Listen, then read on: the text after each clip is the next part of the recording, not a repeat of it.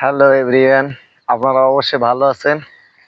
আলহামদুলিল্লাহ, আপনাদের দোয়া এবং ভালোবাসায় আমিও ভালো আছি। এই যে গাইস, রেল লাইন দেখে কথা মনে পড়ে গেল। আমি কোনো এক সময় গিয়েছিলাম ঢাকা নবাবপুর।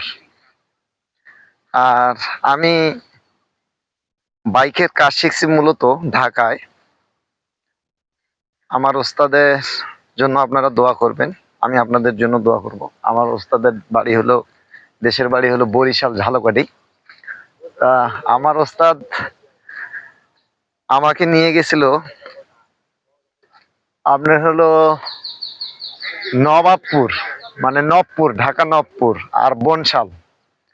তা আমার ওস্তাদ আমাকে নিয়ে গেছিল নবপুর বনশাল। তা আমার ওস্তাদের আমি সবসময় এই কামনা করি আমার ওস্তাদ ভালো থাক, তাকে আল্লাহ দীর্ঘজীবী করুক। আমার ওস্তাদ নিয়ে গেছিল আমাকে বাসে করে নবপুর এবং বনশাল। আমার জীবনে প্রথম আমার ওস্তাদ আমাকে নিয়ে গেছিল।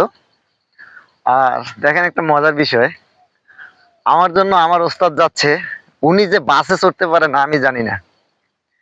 উনি প্রায় বিমানবন্দরের কাছাকাছি যায় উনি বউনি করলো। আমি তো জানতাম না যে আমার ওস্তাদ বাস জার্নি করতে পারে না। তা আমার জন্য আমার ওস্তাদ খুব কষ্ট করছে, খুব দুঃখজনক ব্যাপার একটা। প্রচুর কষ্ট করছে আমার জন্য আমার ওস্তাদ, কারণ আমি তো ওগুলো আগে চিনতাম না।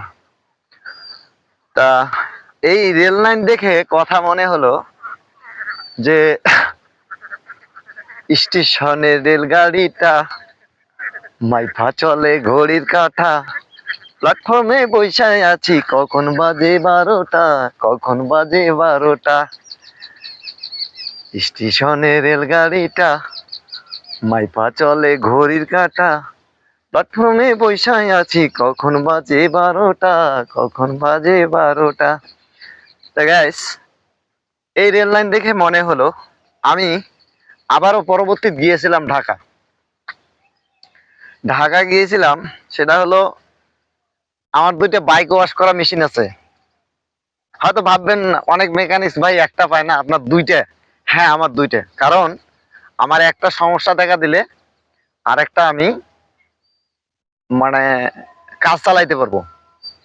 তাই গাইস, আমি এরকম অপেক্ষা করতাম যে ওই আপনার ইয়াতে কমলাপুর রেল স্টেশনে এই অপেক্ষা করতাম। এই জন্য সময় কারোর জন্য থেমে থাকে না। গাইস, কেমন হলো ভিডিওটা অবশ্যই জানাবেন। আমার জন্য দোয়া করবেন, আমার ওস্তাদের জন্য দোয়া করবেন। আমার ওস্তাদ বর্তমান কোনাবাড়ি মৌচাকে আছে। আমার ওস্তাদের জন্য সালাম, আপনাদের জন্য অনেক অনেক শুভকামনা, আপনাদের জন্য সালাম, অন্যান্য জাতির প্রতি আন্তরিক শুভেচ্ছা এবং ভালোবাসা। সবাই ভালো থাকবেন, সুস্থ থাকবেন। আল্লাহ হাফেজ।